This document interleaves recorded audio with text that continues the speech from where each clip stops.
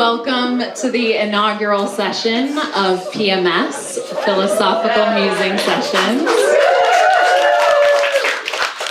To everyone who showed up tonight, thank you so much for being here, and thank you for being. This series is an ode to the dark underbelly, to the wild animal within us all.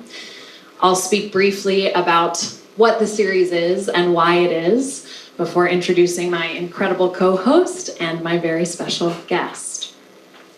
So I'll get the first thing out of the way. No, PMS is not just an unfortunate acronym. Raise your hand if you feel like you don't actually know that much about the menstrual cycle. There were a few very confident men being like, I know nothing. It's okay, we were all failed by the American education system, so we are in good company. Ooh, let's talk about menstruation. So really briefly, a crash course. The first phase of a menstrual cycle is the bleeding period, if only there were a word for that. And this is when a woman sheds what she needs to shed and gives a part of herself back to the earth from whence she came, with cramps and chocolate cravings sold separately. The second phase of a woman's cycle is the follicular phase, from menstruation to ovulation. And this is typically when a woman is, as the kids say these days, living her best life. This is when her skin is glowing, her libido has launched its own late night talk show. She feels like she can do anything in the world, including, I don't know, like lift a car, right? I refer to this as my lusty wench phase, personally. And this is because my dear sweet angel of a fiance is half excited and half terrified by the considerable demands of my carnal urges during this phase. Now, the last phase between follicular and the next menstruation period is what's called the luteal phase. And this is when a woman is hideous and unhinged and irritable and moody and unpredictable, which by design is the phase that I'm in right now. You're welcome.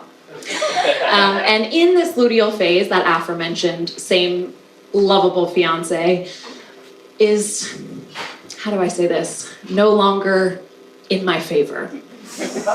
And you know, what the Shyamalan twist is, sexually, he's still in my good graces. But in those other moments, you know, companionable silence, watching a movie together, snuggling, suddenly, the way he breathes, it cannot be tolerated, and it won't be tolerated, frankly. And it was during one such luteal phase, when I was stomping around the house and scowling, when I realized, why would I relegate this spicy mood to my own domestic sphere when I could come here, share it with all of you, and charge you admission for it? Here we are. It's great to have you. But in all seriousness, this series is my attempt to put myself out there at my perceived ugliest, most unhinged, messiest. It is because I believe that the wild feminine is intelligent and worthy of a voice. It is to encourage people of all gender expressions to spell themselves out and shake themselves loose. And it is my hope that we will showcase all of the grotesque, feral shades that beauty is made of. And not to bring the vibe down, but in this brutal, scalding era of human history, when it appears that we are living inside the opera or living inside the Greek tragedy, I think if this is not the time to be very dramatic, I don't know what is. So that brings me to the why of this series. I don't know if any of you have been listening to the news anywhere from the last 5 to 2,000 business days, but if you have, it probably feels like the grand scheme of things is feeling like just that, a grand scheme. And in this moment of such unthinking brutality and callousness, I believe that this is the moment that is a loss for words, is a loss for dialogue, is a loss for communion and connection. So tonight, this conversation is a tiny offering of the world that I hope will exist, which is designed around women's bodies, grounded in the more than human world, and deeply invested in the questions that I kind of feel like we should be asking before plunging into wars and developing artificial intelligence and dealing with the fallout of late-stage capitalism, all of the above. And I will have someone up here with me who is incredibly smart and soulful as my primary thought partner on stage, but I really do want to encourage everyone to be dreaming in unison about what's possible, and namely the questions of why are we here? What is the point of all of this? Where do we find meaning? When do we feel like we've climbed right into life's lap? How do we stay close to what is luminous and most exalted within us? So this book will accompany me to every PMS session. I will leave it here, and at the end, anyone who would like to, please do come up and write your answer to where you find meaning. I'm hoping that this book becomes one collective poem dedicated to the world that's ours, or that could be. So with all of that said, I'd like to introduce our remarkable guest.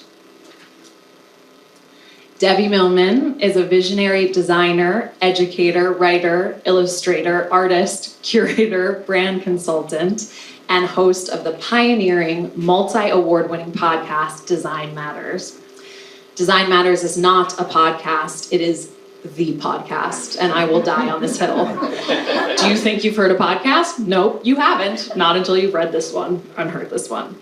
Hailed as one of the most creative people in business by Fast Company, Debbie has interviewed over 500 leading creatives and authored 7 books, including Why Design Matters, Conversations with the World's Most Creative People. A former president of Sterling Brands, Millman helped shape iconic identities for Burger King, Star Wars, and Gillette, among others. She co-founded the world's first graduate program in branding at the School of Visual Arts and is the editorial director of printmag.com. In 2022, Harvard Business School introduced a case study on Debbie, I cannot make this up, called Debbie Millman Designing a Meaningful Life. So come drink at this woman's well and you will not be disappointed. Debbie's writing is also a perfect segue for introducing my co-host tonight. In her book, Brand Thinking and Other Noble Pursuits, Debbie reminds us how essential it is for each of us to connect with a mental state in which myths, archetypes, and symbolism reign, where our identities are given much more potent rendering. So remember that, because we're about to get into archetypes. So what I will add about Debbie, I've been feasting on her work for the past month and completely immersing myself. She is this interdisciplinary philosopher of branding and design, and she looks at life through the prism of art, which, as many of you know, is my creative kink and my favorite thing in the world. Debbie makes graceful, nourishing theater of every conversation that she enters, and her designs are alert, they're sophisticated, they're whimsical, and, which I feel like is such elusive territory, exquisitely honest.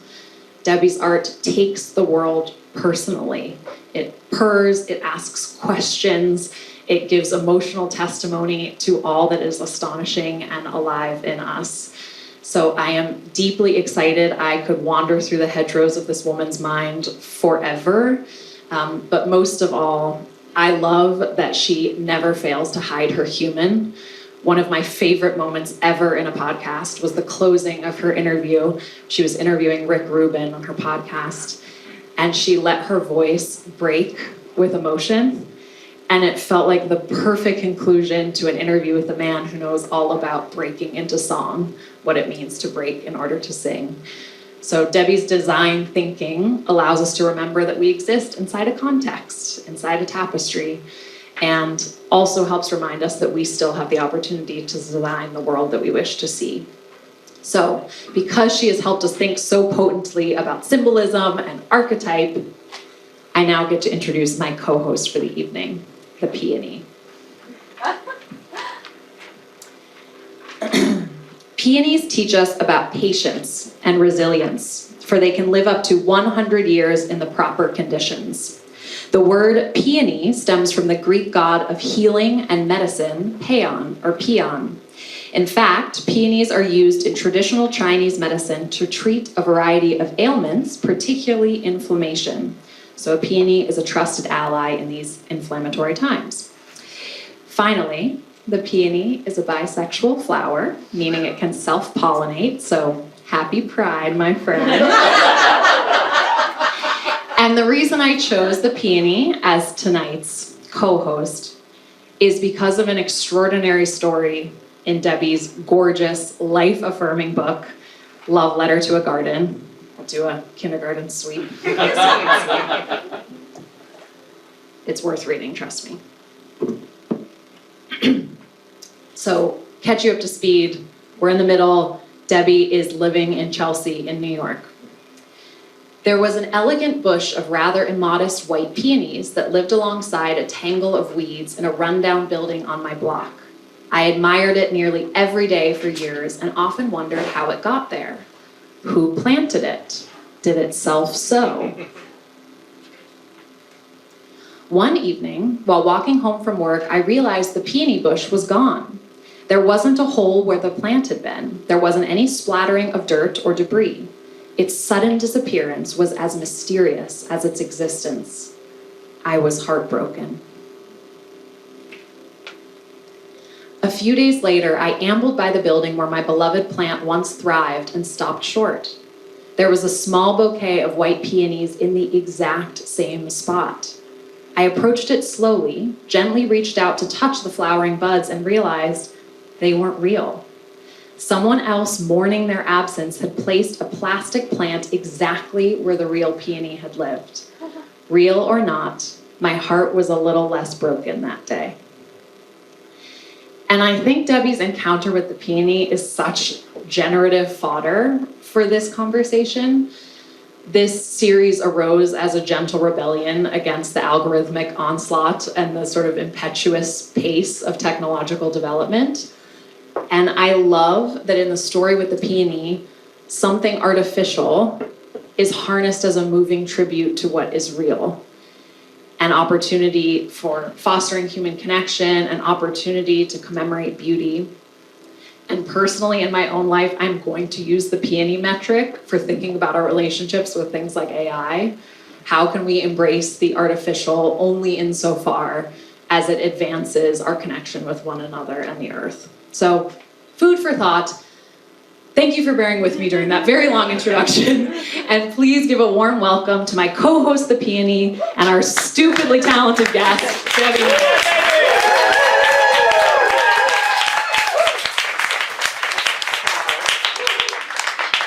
I hope that somebody recorded your introduction so that I can use that now forevermore as a way to describe myself, especially when I'm feeling really low self-esteem. So thank you. Thank you. And could we just for a second just ponder the erudite eloquence of this woman? I did not pay her to say that. Where's the teleprompter? How does she just do this? In any case. When the cause is true, the words come, as I feel you know too.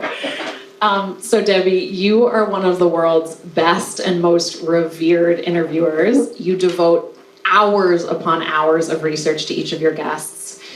And although it's impossible for me or really anyone to out-Millman Debbie Millman, so there's no way I'm going to open this interview by being like, Debbie, when you were a girl, you were infatuated with Goody Barrettes. I'm not going to do that. I'm tempted to do it. But that was true, just so you know. She did. But I would love to know, cheekily, what advice would you give me for this interview before we start? Because what creates a generative or juicy interview? Having fun. I love that. Do you have to amp yourself up to have fun, or do you feel like you just prime yourself with that mentality?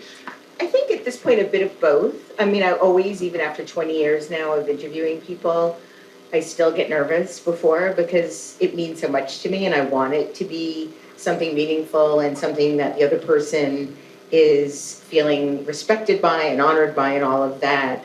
But I'm always worried that I'm going to miss something or I'll get something wrong. And I often do get things wrong. Nobody hears those things because my producer edits them out.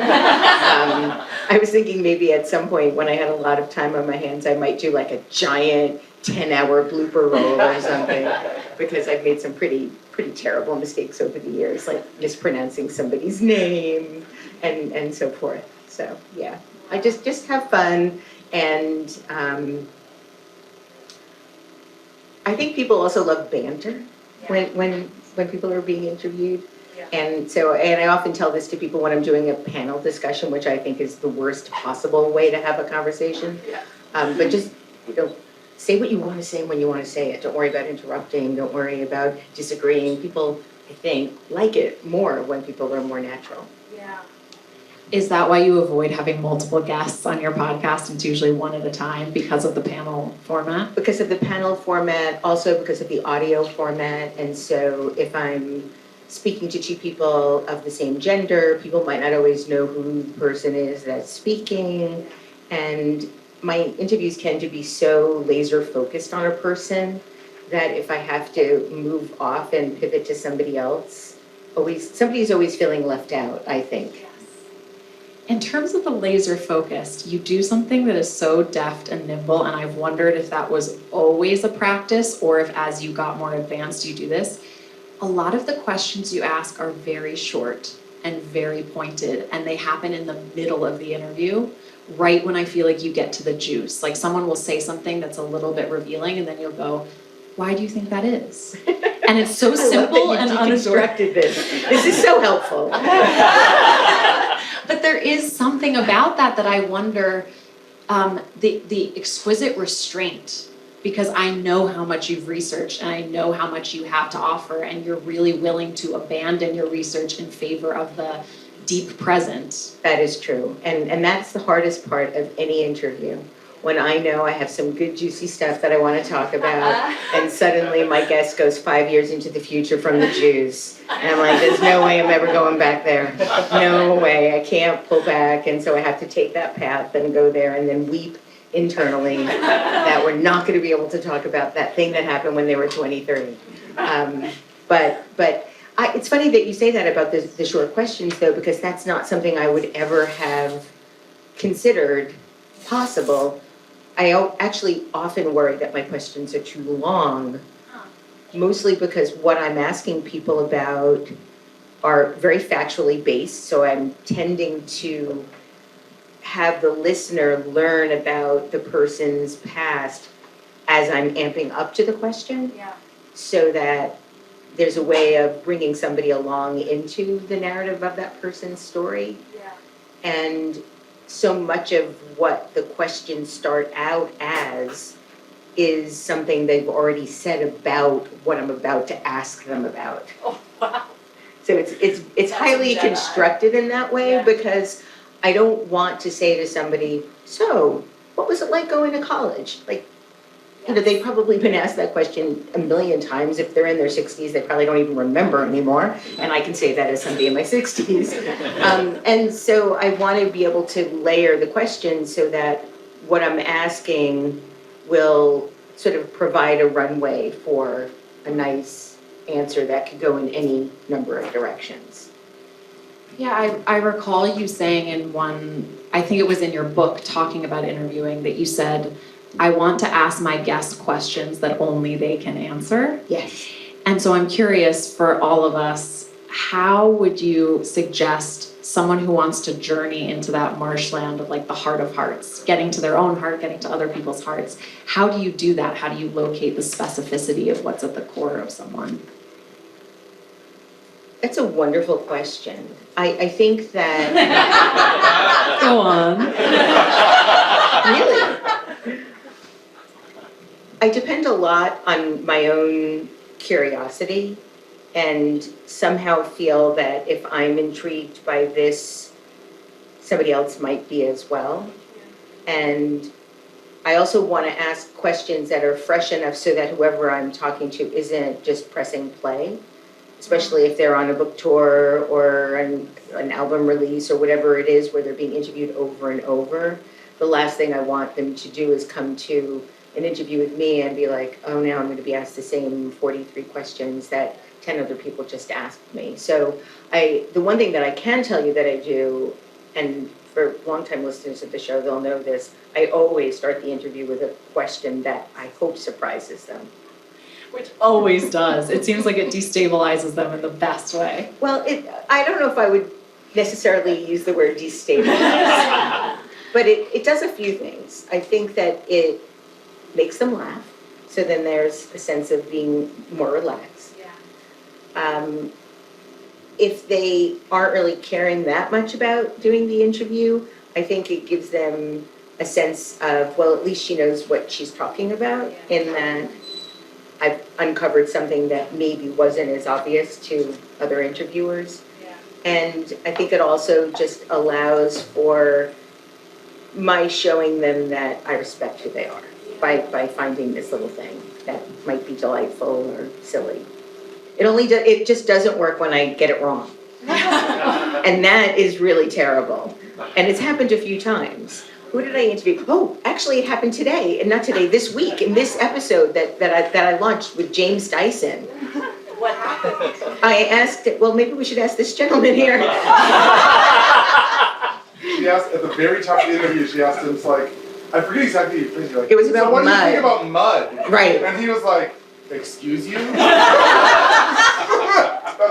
And so I had done all of this research. James Dyson, in his book and interviews, talks about how much mud has influenced him and how it's been like a sculptural element. And then I was like, wow, this is great. I can ask him about mud. And how he came up with some of his best ideas trudging through the mud. I was like, it was like a softball. It was like so easy. And he was like, and he was so befuddled.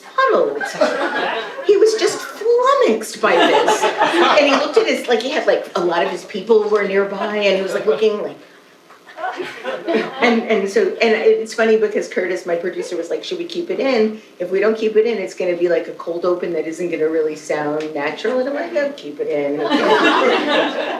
But yes, he was very,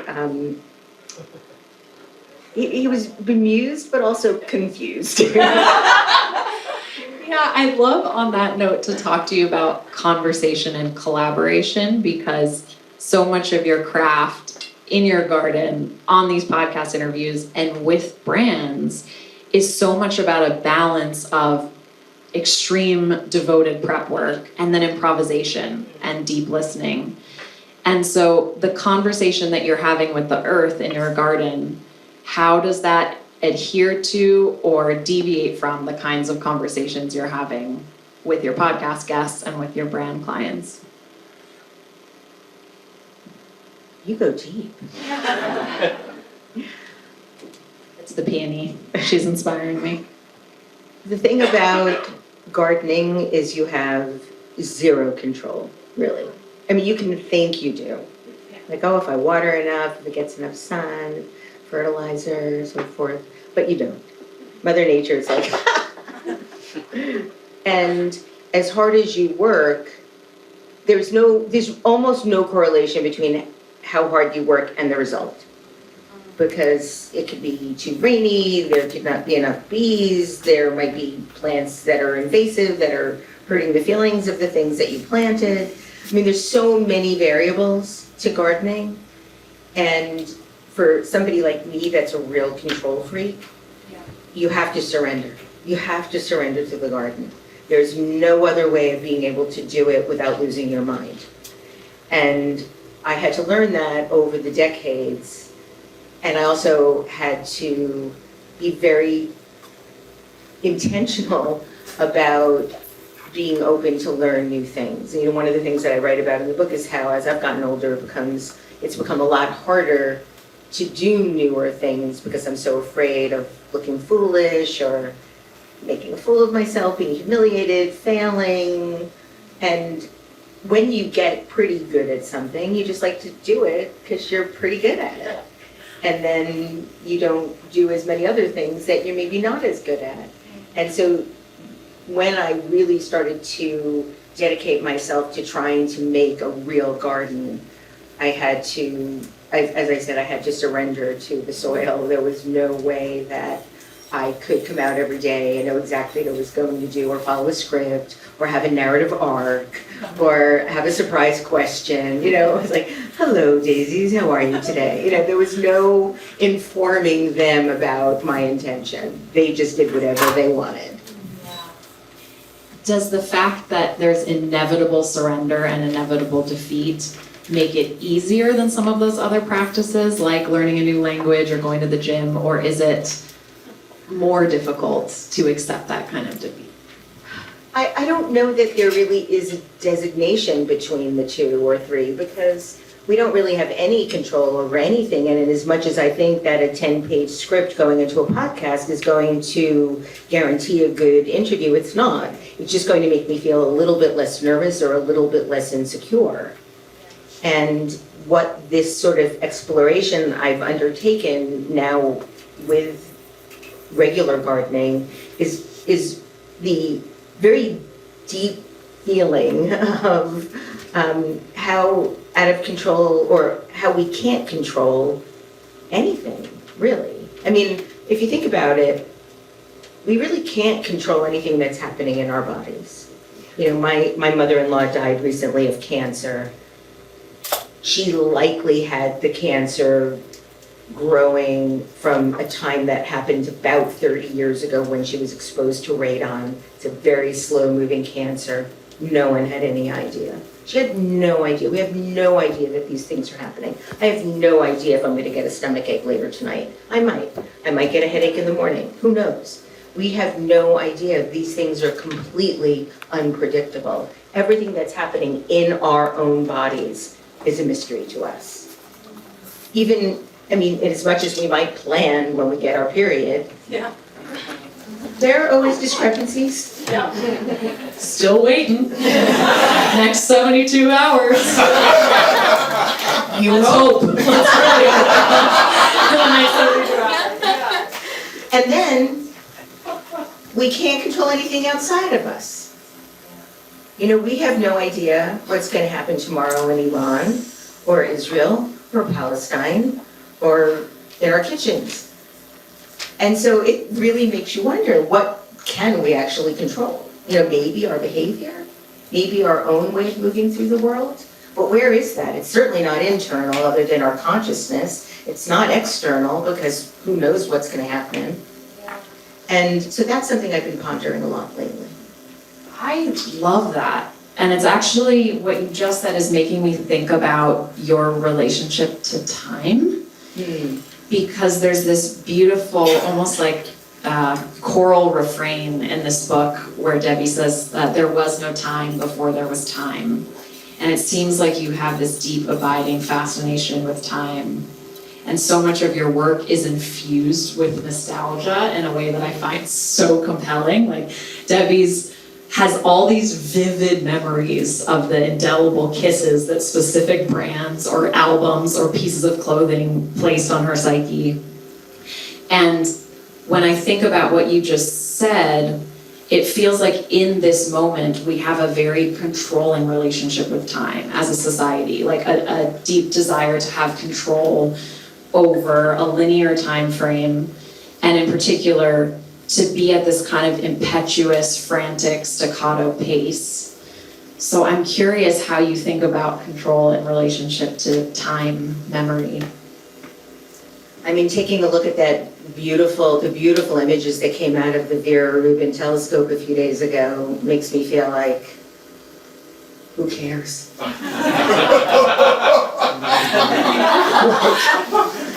We are, if we looked at ourselves proportionally to what seems to be the size of the universe, the planet isn't even a neutrino in proportion to the vastness of the universe. And so I've been really thinking about it a lot, because every single one of those tiny little dots in this picture, in this photograph, is a galaxy. Like our galaxy is like the head of a pin in this photo. It's not even, that's the thing. And I've been thinking about it so much, because I do believe that there is something mysterious that we can't wrap our heads around now. I mean, I understand it and I believe very much in science, but where did the helium and nitrogen come from?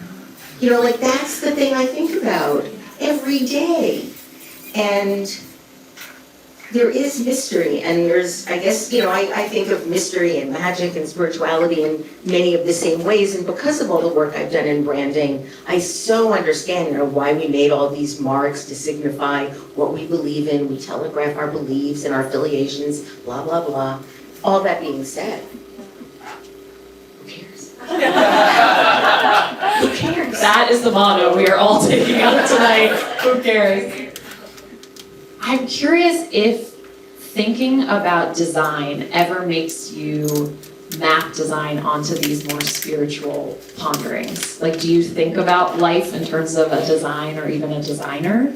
Well, I think about existence in terms of an equation, and I do think a lot about the first sort of milliseconds of the Big Bang, and I think about maybe what happened before then. I don't think about it so much as design, but as, well, maybe I do, because it's like a pattern. Yeah. You know, it's this instantaneous inflation that is so mysterious, but also in many ways has been deconstructed in terms of how fast it happened and when it happened and the speed at which we're expanding and all of that. So I do feel that there's some pattern recognition in this, and I think that design in its sort of foundation is about either recognizing or developing new patterns. Yeah. And that's why people can relate to certain things, and that's why people like certain things. There's either a symmetry or an asymmetry that they find to be fascinating or comforting or intriguing. Yeah, I have a friend who's both a musician and an artist, and he says everything is rhythm and harmony. Everything is math. Yeah, Everything totally. is math. And this is actually perfect timing because I was listening to your interview with David Kwan today, who's a magician. I'm obsessed. And one of my dear friends, Mark, in the audience is an incredible magician. Really? And he told me the most beautiful poem I have ever heard in my life. We were wandering around a museum, and right out the gate, I could barely hold back. But I was like, will you tell me your tricks? Tell me how you do magic. Which, like, he's never gotten that question before, so he was really surprised. And he looked at me without missing a beat, and he said, well, of course, if the method is more beautiful than the trick, I'll tell you the method. But if the mystery is more beautiful, I'm not going to tell you. And I was like, God? It just felt so beautiful, and I think sometimes so much of science and so much of math is exquisite, and I'm happy I know it, and then I also want to bask in the great mystery in some respects. No, I think there's a reason why geometry is called sacred geometry. Yeah. But speaking of which, so do you know David Kwan? Do you know how he does the kiwi thing? If I did, So the mystery is more beautiful than the method in that case. Yeah, if folks aren't familiar with David Kwong, Kwong, Google him after the show with Kiwi Trick and your minds will be blown. It is absolute magic in every way. I was the recipient, you know, when you go in, he's like, somebody from the audience, well, that was me. And I was like, yeah, because I'm going to figure it out, right? And then it's like holding a kiwi, and he does the whole thing, and then he comes back to the kiwi. I've never stopped holding the kiwi. And then suddenly there's $1 implanted in the kiwi. Not okay. Yeah. We'll get it out of you. You mentioned branding, and I do want to circle back to that because I think that's such a fascinating part of your career. I know you've answered this many times and asked this many times, but just for this audience, how do you define a brand? A brand is an attempt at manufacturing meaning with symbols or objects. So, for example, I mentioned before about religion. Let's say 10,000 years ago, we shared a similar belief about a higher power, because very interestingly, our first organized marks were religious symbols. And when I say an organized mark, I mean you knew that I knew that you knew that I knew that this meant something. Yeah. So we had consensus, but that consensus wasn't just relegated to us. It was also part of our tribe or an extended tribe. So a brand is the result of that consensus, because without that consensus, you will then not understand what something is, because it hasn't, no meaning has been embedded into it. but it's all manufactured meaning. One of the good examples that I could give you, trigger alert, I'm going to be talking about Nazis, is the swastika. The swastika actually, the word swastika, the name swastika comes from the Sanskrit word svastika, which means good fortune and well-being. And it was used by millennia, the Jain tribe. It was used as a symbol in any tribe, in any time in our history, and it always signified good luck, good health, good fortune.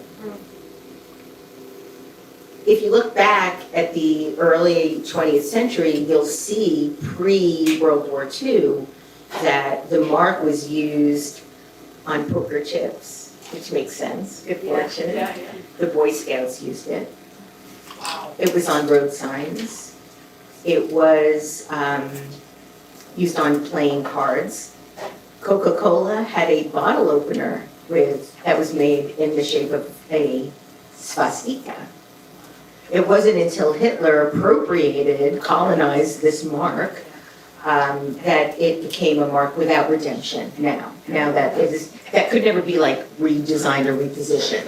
It's done, like Let's finished. hope not. Elon Musk, are you listening? Do not bring that back.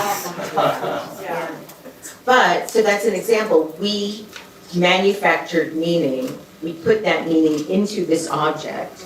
You and I agreed that it meant something, and then over time, more and more people agreed that it meant something, and then it just felt like it was that thing that we originally created meaning for.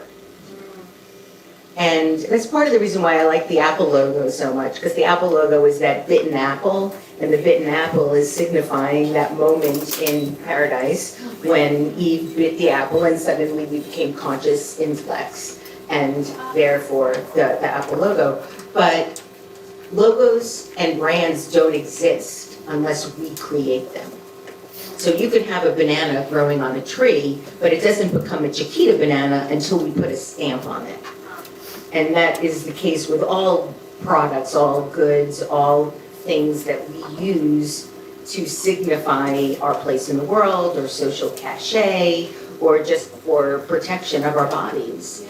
We've grown to a point as a culture where we logoize everything to signify something, or mostly now in the case of not wanting to signify something, that also becomes a stance. You know, years ago I remember when my dad said, I'm no longer wearing Ralph Lauren polo shirts. He's not paying me to wear his logo. Like, okay. Take a stand, Mr. Millman. So you know what he did? He put an American flag pin over the logo, over the Ralph Lauren logo. I'm like, Dad, it's just a different message in the same position. So, like, he didn't really think about it as deeply as I was, but he didn't understand in doing that he was just creating another symbol to represent his beliefs, his affiliations, and so forth. Yeah. You talk about the swastika in this incredible video that you made for TED about brands. And in it, you talk about that brands have changed more in the last 10 years than the last 10,000. And you also make this really powerful distinction between top-down brands, which are primarily dictated by corporations, and bottom-up brands, which are primarily influenced by specific people's passions. And I think one of the examples you use is like the pussy hat for the Women's March. And I also we're back to the preparation at last. That you were speaking to the late great Milton Glaser in an interview, and he said to you, those of us in branding must figure out how to get people to stop buying things. People shouldn't have to buy certain things over and over. They should be made well enough to last longer or even last forever. So how do you think about embracing the artistic expression of branding and the artistry behind it without succumbing to maybe the consumerist underpinnings of branding? Well, it's hard not to surrender to the underpinnings of branding because it's, pardon me, it's so much a part of our life. You can't even go to the bathroom without seeing a brand. There are brand marks on eggs. So, we've gotten to a point where everything has become commoditized. But what I wish we could have more influence over, and there's so much we could have influence over, there's like 3 things that I want to say right now, well, at the same time, sorry. Well, the first is that we live in an era of planned obsolescence. Some people call it forced obsolescence, where, and two categories I can give you as examples are fashion and technology. So every couple of months, it's a new season of fashion. And you see what is in and what is out and what to keep and what to store or what to throw out. Really? Yeah.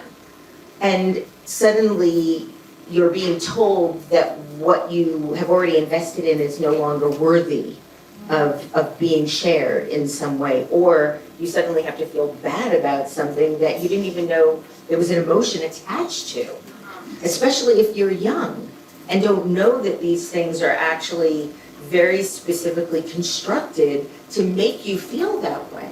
And so as we get older, we can realize that and resist, but younger people, they can't. They have no way of understanding that, oh, those sneakers aren't gonna make me cooler. I'm just gonna feel cooler in them until somebody reminds me that I'm not as cool as I think I am. And then what was the point? So there's the whole notion of being told by corporations that what we wear or buy is no longer au courant. So that's a problem in and of itself. And then you have the issues of waste. You have the issues of manufacturing and all of the ways in which people are taken advantage of in those scenarios. So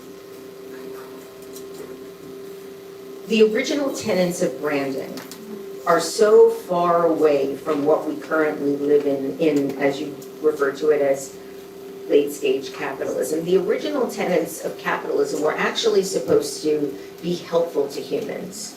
It was organized so that companies that were competing against each other would compete to create the best possible product at the lowest possible price. We've come a long way from that. But that was the original intention. But people being people, the other part of this is we are still animals. And we have a reptilian brain. And that reptilian brain is the oldest part of our brain. It lives right on top of the spinal cord. And for the most part, it controls all of our involuntary actions, back to control again. Yeah. And so, when people talk about feeling afraid, about doing something in the future, and they're waiting to feel more confident, that's never gonna happen. Just stop saying that to yourself. Because humans do not like uncertainty. We do not like to be vulnerable. We do not like to not know what's coming. Back to the pattern recognition. We like to see that things are going to be moving in a certain way. And because we can't, we will hold ourselves back. That reptilian DNA will hold ourselves back so that we're not put in a situation where we are confronting that great uncertainty. And the best example I can give you of this is if I were to walk across the street, nearly get hit by a bicyclist, surprise, surprise, my adrenaline would not be self-directed. My adrenaline would be entirely involuntary. I can feel it. Another thing we can't control. So what is that adrenaline doing? It's getting us to feel insanely laser focused, to move faster than we ordinarily would. Our senses become completely escalated. Well, that operative system that's going on is the system that also doesn't like to not know what's happening tomorrow.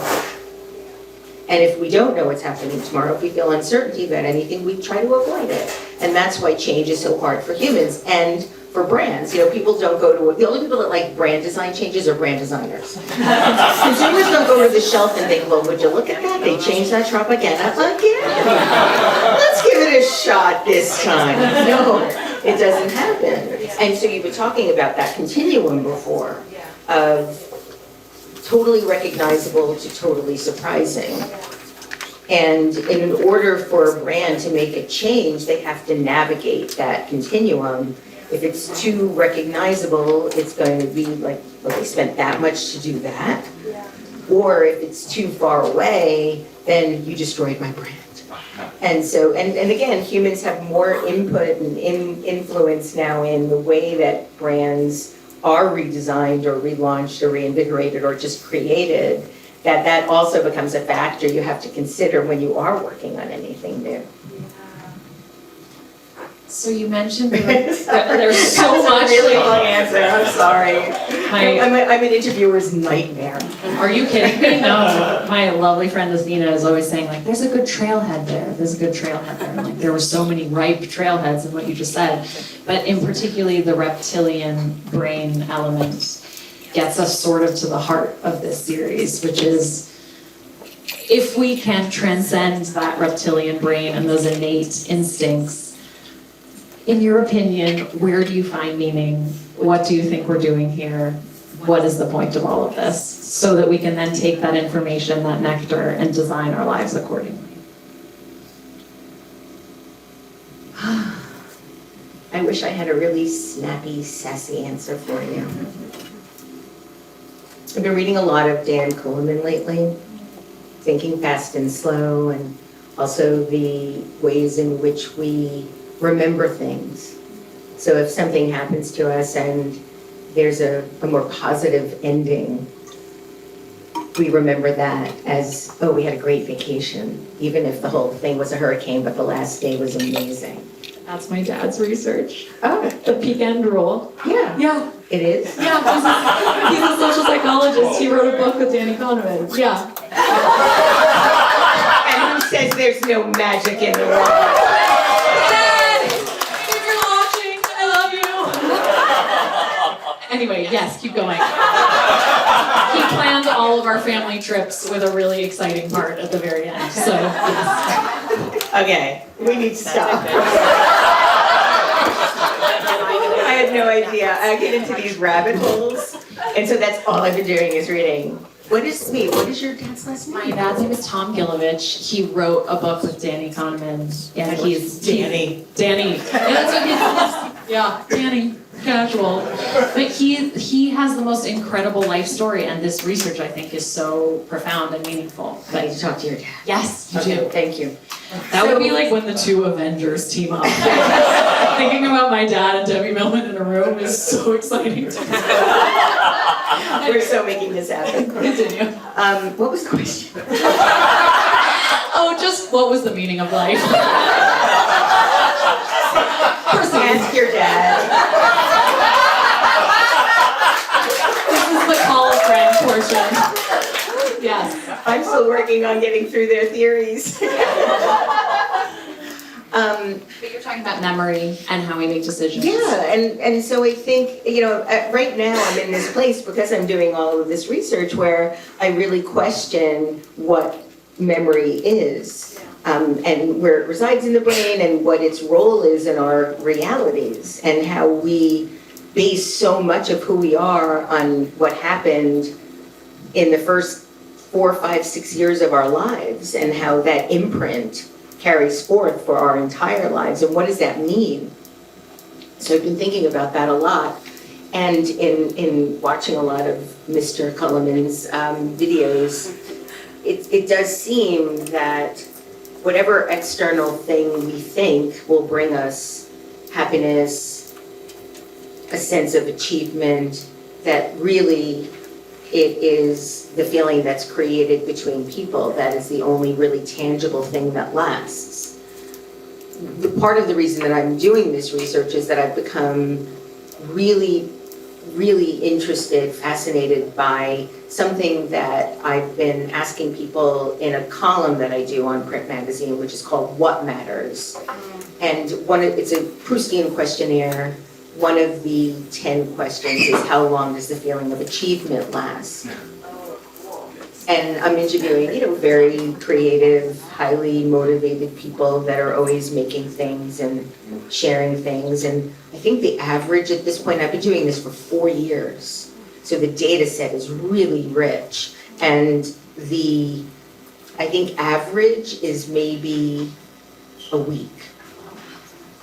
And the only reason that that averages out to a week is that there's probably 2 people that have said a year. Most people have said like 10 minutes. Yeah. And if you think about it, how long, and this goes back to, this ties everything together in a lot of ways, how long does that feeling of sparkle last when you get a new pair of shoes or a new handbag or even a new car? Yeah. You know, do we really need new cars every year? Yeah. And I think that when we're in these situations where we're looking externally for validation and for approval and for a sense of self, that in many ways that obscures whatever contentment we could have. And Mr. Culliman, I think your dad, Seth Godin, somebody I've talked to a lot about this, you know, they feel that real happiness is contentment. Yeah. When you are actually satisfied with what you have. And that's what real happiness is. And so that's what I've been thinking about a lot. I'm also very, very late to real love. I didn't get married to my wife, and well, we got married 5 years ago, but felt like madly in love at 57. So up until that point, I was like, oh, love is just a psychological phenomenon. You know? Just like the pituitary gland going crazy. You know? But now I kind of feel like it is real, and that's another magical thing that I don't really understand. You know, how does that happen? Oh, yes, okay, there's so much in here. One aspect of, again, I'm really not doing this just to pump up my dad's research, but it's relevant to this. He did the science behind why we are happier spending money on experiences than possessions. And one of the reasons is He's like a behavioral economist. He is, yeah, and a social psychologist. Yes, so you guys were in the vibe. I do not have a science brain, so every time he tells me this, I'm like, cool. We are on the same wavelength. But he talks about that when a product doesn't work, it's just frustrating. When a trip goes awry, it inevitably becomes a funny story. Even when you're like, oh, we went to Mexico, we got food poisoning, it was awful. It's like the currency of story is actually more valuable in a connective experience than it is if your just coffee maker doesn't work. And then the other thing you were saying about true contentment that I find so fascinating is, not my dad, but other social psychologists have studied the difference in how happiness is measured across the globe. And they used Cosmopolitan magazine covers. And if you look at Cosmo covers in the West, happiness is this. It's like the crest, big smile, high octane happiness. If you look at Cosmo covers in Japan, in China, and most of the East, happiness is like a placid, tranquil smile. And so I'm just fascinated by the different textures of what happiness could be. Is it deep, abiding contentment? Is it fleeting, glorified, almost giddiness? And both are valid, but they're quite different. Well, that's also why I'm finding it so fascinating that that moment of what should be peak happiness, achieving something, is actually fleeting. And I think that what we mistake for happiness is just a realized goal. But I think that the real happiness happens as you're making it. And that part of the deflation that happens when you're finished is not just that it's done and you get a couple of accolades, but then also, what next? And so I think that when we're in the process of doing things, a trip, a piece of art, a book, we enjoy it more in the moment than even in the facsimile post storytelling stage. Which goes back to your discussion of time too, that I think that moment when time, it gets so thick and suspended when we're in that process of discovery is almost better than the end goal. You spoke about Roxanne, who I love, and I was wondering if we could talk about the genre of her love letter, because that's such a recurring theme in your work, Love Letter to a Garden, but you've also done a love letter to New York City and all these other incredible things. So when we talk about love, how might the medium of a love letter inform our relationships to life, to existence. Well, the first thing that comes to my mind is kind of corny, but I'll go with it anyway. It feels a bit like gratitude that you're declaring this feeling for something for other people to acknowledge or witness or observe, in the hope that that sharing will inspire consensus so that other people will be able to be like, oh yeah, I didn't know that New York City had a six and a half avenue. Like those surprising things that make you remember just how quirky and wonderful the city is.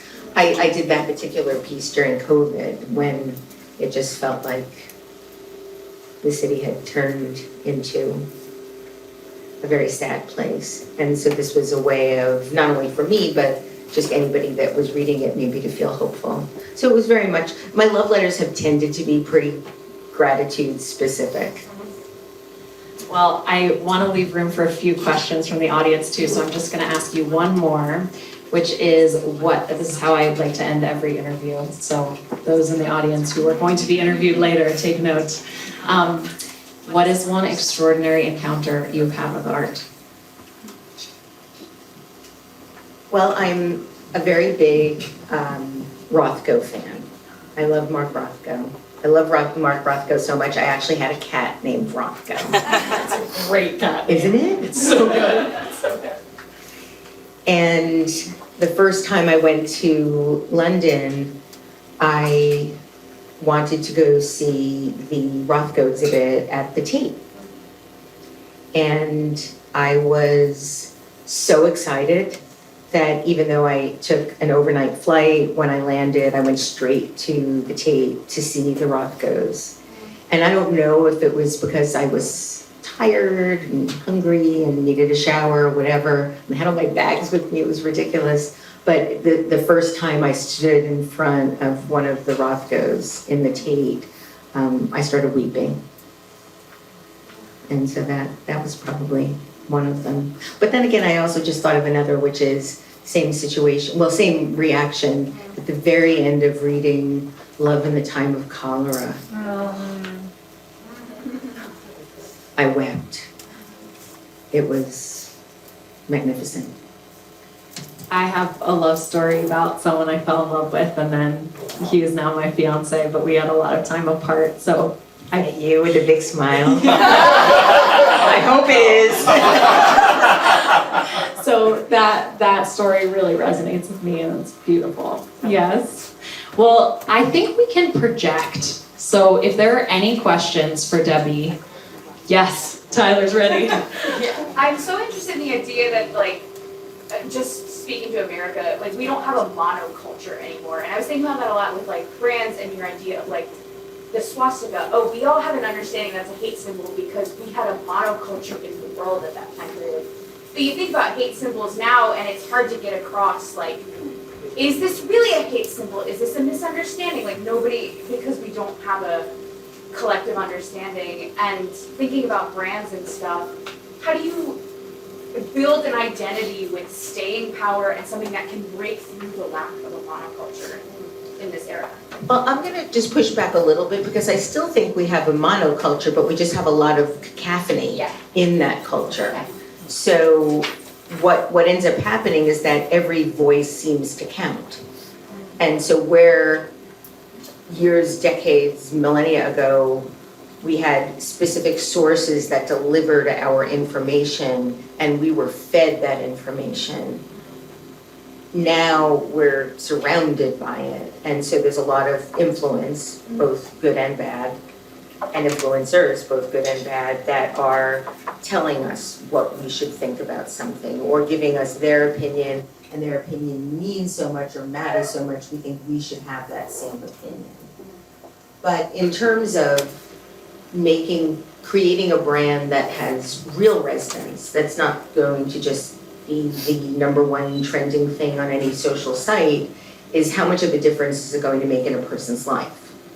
And so whereas most brands are looking at a different form or a different flavor or a different update or a different operating system or any number of things, unless that system, unless that brand can make a real difference in a person's life, then they're not going to care as much. And that's probably why we don't care as much, and also why we tend to be so influenceable. Did that answer your question? Yeah, Okay. sorry. Yes. You spoke about powerlessness and the self-actualization of realizing that you actually have no control. You cannot design that perfect world. And then that also kind of nihilistic, who cares anyways? Where do you find meaning despite that right now you are powerless over others and everything, yet feel steady and solid in where you're standing right now? I think in order for me to feel steady and solid, I have to trust what I'm standing on or who I'm standing near. And so I would say that it's my closest, it's my wife, my dog, my cats, and my closest friends, and some family. But other than that, I think it's a very small circle, especially right now, because suddenly you find out, like, my brother watches Fox News. Okay, that relationship's over. You know, it's that kind of, I mean, I'm being facetious, but only a little bit, because I didn't just find out. It was quite some time ago, and I've had to reckon with that, and that's a hard reckoning. Especially when there are kids involved, you know, nieces and nephews and so forth. And then you have to sort of navigate these very slippery slopes about what you'll tolerate or what you won't. And so I think in order for me to feel, it's very hard for me to feel safe and secure and steady. It comes from an early childhood fraught with trauma, and it comes with living in a day and age where I have to worry about whether my marriage will still be legal in 2 years, or if my niece will be able to get an HPV vaccine, or any of the things that seem to be careening into a crisis of epic proportions.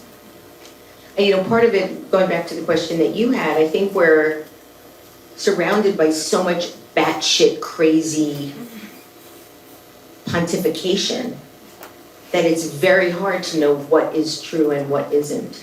I think that truth needs blockchain of some sort, and that's a whole other conversation. But I think it needs to be verifiable, like something that's just empirical. And I don't know how to do that. I think we have time for one more question. Yes.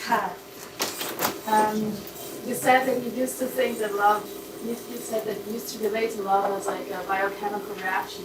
And now when you speak, I hear that you're deeply touched. And I wonder what you think about love now. Oh, what a great question to end on. Yeah. I think it's the best feeling in the world. I really do. You know, before Roxanne, I had a dog that opened my heart. I think there's something about getting unconditional love that opens up your heart to unconditional love. And I think that the combination of having that experience, and then after I lost, I had Duff for quite a long time. I lost her at the very beginning of 2018, and 6 months later I met Roxanne, and I kind of felt like that whole relationship I had with Duff sort of prepared me to not be as scared of opening my heart to someone else that was offering love.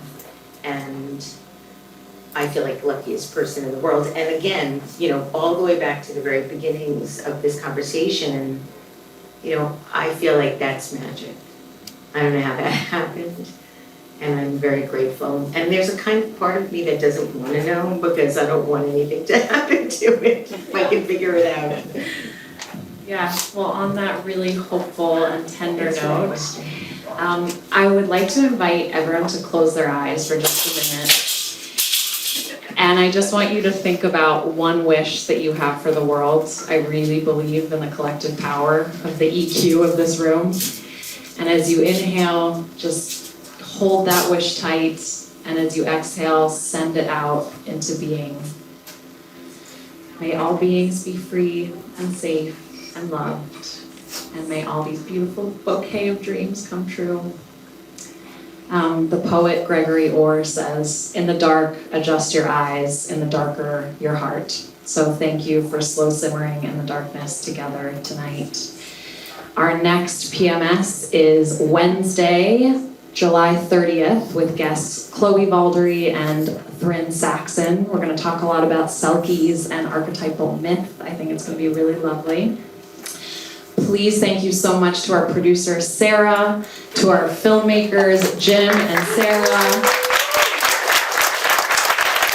to our wonderful Peony for metaphorical inspiration, to our incredible home venue, Dead Letter Number 9, Taylor and Anna particularly. Their ethos is all about fostering connection, so I deeply urge everyone to hang out afterwards, sign the book, go visit these beautiful spaces around so that we can chat about the meaning of life. And finally, please join me in thanking from the bottom of our hearts, Debbie Millman.